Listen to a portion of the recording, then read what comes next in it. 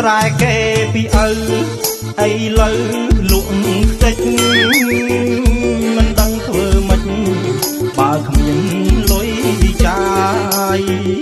សម័យកូវីដរស់ស្ទើរដាច់បាយបើមិនលួងស្រែចាយបានបាយណាស៊ីអើយមានអីស៊ីឥឡូវសេដ្ឋកិច្ចធ្លាក់ចុះគ្រប់តែគ្នាអ្នកចំពាក់អង្គការ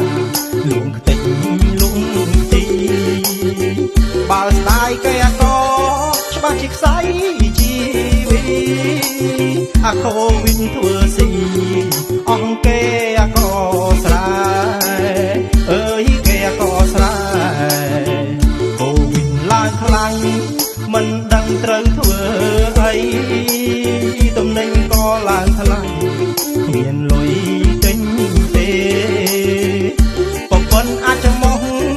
លួងថ្លៃរកមកទួងលុំដីចំការស្រែក៏ទិញមិនគ្រប់ផងអើយមិនគ្រប់ផងឥឡូវយើងត្រូវនាំគ្នាជួយដេញ